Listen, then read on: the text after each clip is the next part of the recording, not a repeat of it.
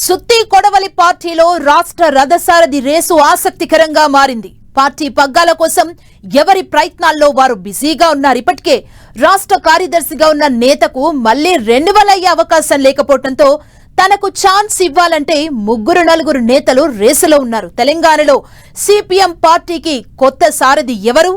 రాష్ట్ర కార్యదర్శి నియామకం ఎప్పుడు? ఏకగ్రీవం అయ్యేనా? ఓటింగ్ వరకు వెళ్లేనా?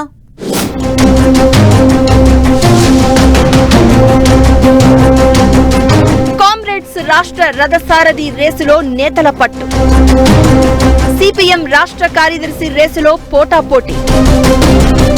రాష్ట్ర మహాసభల్లో రథసారథిని ఎన్నుకోనున్న నేతలు.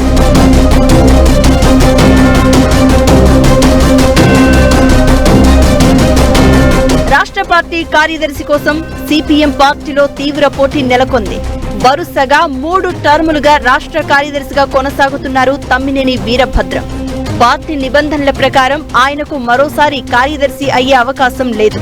దీంతో పార్టీలో చాలా మంది నేతలు రాష్ట్ర కార్యదర్శి సీటుపై కన్నేశారు. దీంతో ఈసారి సిపిఎం పార్టీ రథసారథి ఎవరు అనేది ఇంట్రెస్టింగ్ గా మారింది.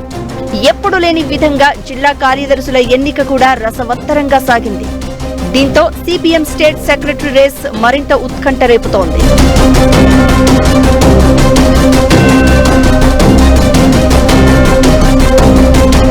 త్వరలో సిపిఎం తెలంగాణ రాష్ట్ర మహాసభలు సంగారెడ్డిలో జరగనున్నాయి. రాష్ట్ర మహాసభల చివరి రోజు రాష్ట్ర కొత్త సారథిని ఎన్నుకుంటారు. ప్రతి 3 ఏళ్లకొకసారి సిపిఎం రాష్ట్ర మహాసభలు నిర్వహిస్తారు. ఆ సభల ద్వారానే రాష్ట్ర కార్యదర్శిని పార్టీ ప్రతినిధులు ఎన్నుకుంటారు. ఒక వ్యక్తి పార్టీ కార్యదర్శి పదవికి 3 టర్మ్ల కంటే ఎక్కువ కాలం ఉండకూడదనే రూల్ సిపిఎం పార్టీలో ఉంది. గ్రామ కార్యదర్శి నుంచి జాతీయ కార్యదర్శి వరకు 3 సార్లు మాత్రమే కార్యదర్శి పదవిలో ఉండాలి. ప్రస్తుతం తెలంగాణ సిపిఎం రాష్ట్ర కార్యదర్శిగా తమ్మినేని వీరభద్రం ఉన్నారు.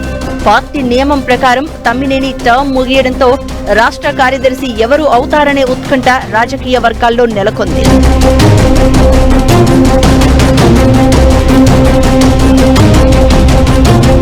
తెలంగాణ అసెంబ్లీ ఎన్నికల తర్వాత రాష్ట్ర కార్యదర్శి తమ్మినేని వీరభద్రం అనారోగ్యానికి గురయ్యారు.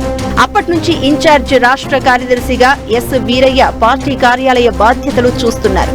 కొత్త కార్యదర్శి రేసులో పార్టీ సీనియర్ నేతలు ఎస్ వీరయ్య, మాజీ ఎమ్మెల్యే జూలకంటి రంగారెడ్డి, ఖమ్మం జిల్లాకు చెందిన పోతినేని సుదర్శన్ పోటీ పడుతున్నారు. ఈసారి రాష్ట్ర కార్యదర్శి పదవిపై ఖమ్మం, నల్గొండ జిల్లా నాయకులు ఆశలు పెట్టుకున్నారు. ముఖ్యంగా నల్గొండ జిల్లా నేతలు ఈసారి తమకు అవకాశం ఇవ్వాలని విజ్ఞప్తులు చేస్తున్నారట. పార్టీ నిర్మాణంలో తమ జిల్లా పాత్ర ఉందని, పార్టీ పదవుల్లో తమకు అన్యాయం జరుగుతోందని ఈసారి ఛాన్స్ ఇవ్వాలని పట్టుబడుతున్నారట. అయితే ఈసారి జిల్లా కార్యదర్శుల ఎన్నిక రసవత్తరంగా సాగింది. చాలా జిల్లాల్లో జిల్లా కార్యదర్శి ఎన్నిక కోసం ఓటింగ్ వరకు వెళ్లింది. మరి రాష్ట్ర కార్యదర్శి ఎన్నిక కూడా ఏకగ్రీవమవుతుందా, లేక 2-3 నేతలు పోటీలో ఉంటే ఓటింగ్ జరుగుతుందా అనేది ఆసక్తికరంగా మారింది. సిపిఎం రాష్ట్ర కార్యదర్శి పదవి ఎవరికి దక్కబోతోందనేది చూడాలి మరి.